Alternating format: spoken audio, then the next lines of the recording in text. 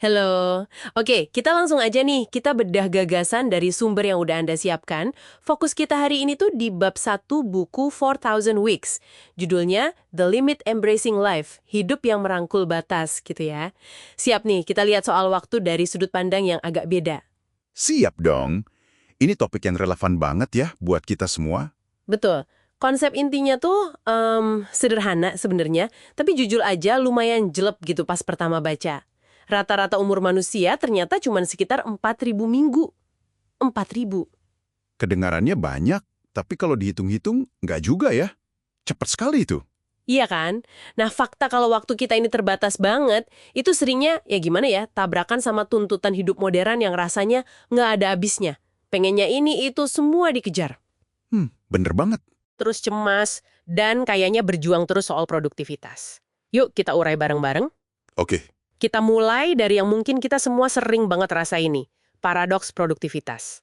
Sumber ini nunjukin gimana semakin kita coba ngerjain lebih banyak, malah makin ngerasa dikejar waktu. Makin cemas, kadang malah hampa ya nggak sih? persis. Kayak lari di atas treadmill gitu kan.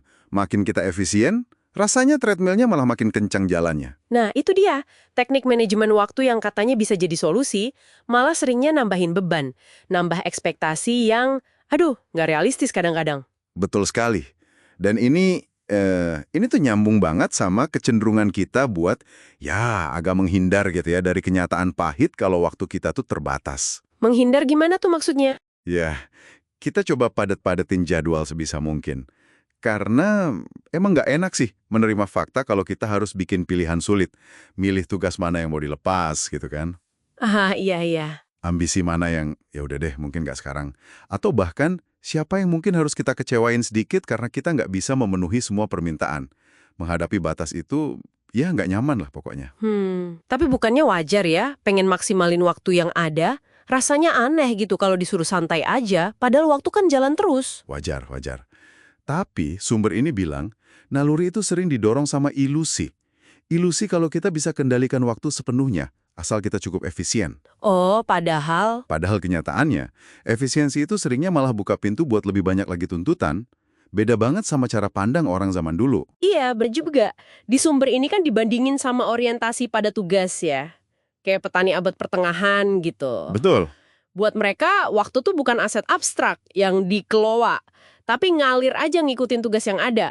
Waktunya merak susu, ya merak susu. Musim panen, ya panen. Nggak ada tuh tekanan cemas buat nyelesain semuanya. Karena kerjaan mereka kan siklus ya.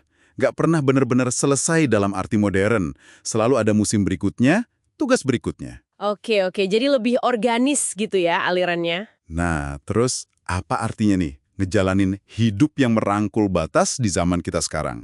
Ini penting nih. Ini bukan soal nyerah atau pasrah ya, tapi soal jujur radikal sama diri sendiri. Gimana tuh praktisnya? Artinya gini, pertama, terima aja faktanya. Anda nggak akan punya waktu buat semua hal. Udah titik.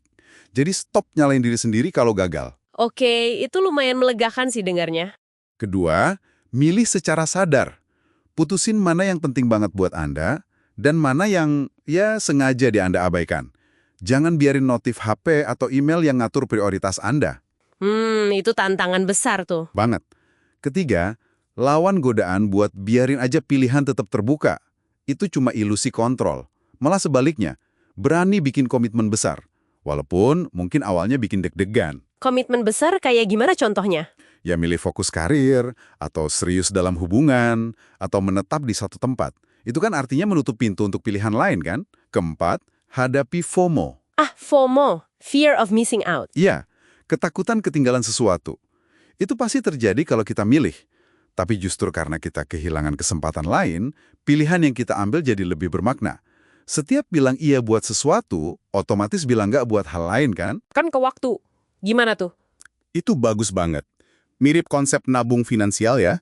Prioritaskan hal yang benar-benar penting buat Anda, mungkin proyek pribadi, waktu sama keluarga, atau sekedar istirahat sekarang. Walaupun cuma bisa curi waktu sedikit tiap hari. Jangan nunggu nanti kalau udah senggang. Persis, karena nanti itu seringnya ilusi juga. Nggak pernah dateng. Tiba-tiba udah akhir minggu aja kan? Hahaha, iya, sering banget gitu. Ini nyambung juga sama idenya Robert Goodin soal settling. Atau menetap pada pilihan.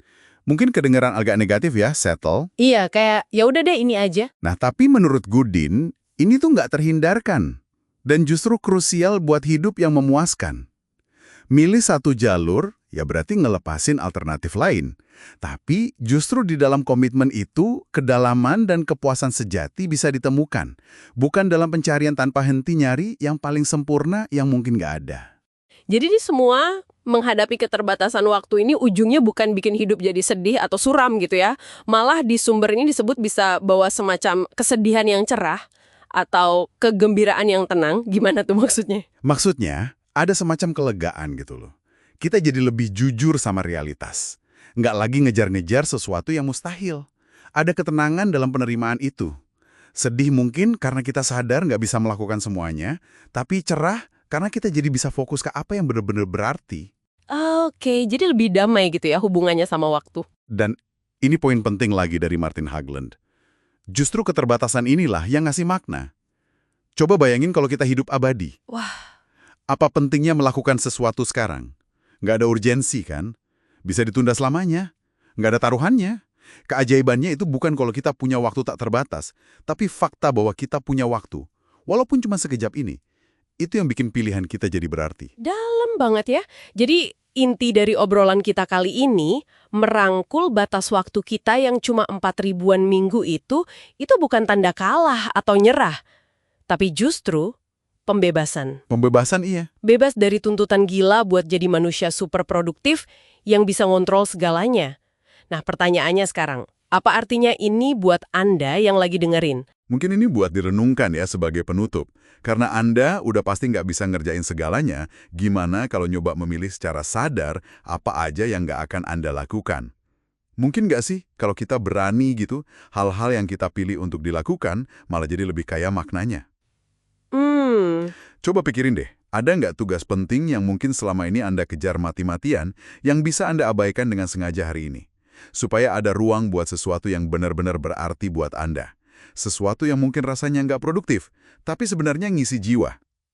Wah, itu pertanyaan yang bagus banget buat dibawa pulang. Terima kasih banyak ya udah berbagi insight dari bab 1 ini. Sama-sama, selalu menarik membahas ini.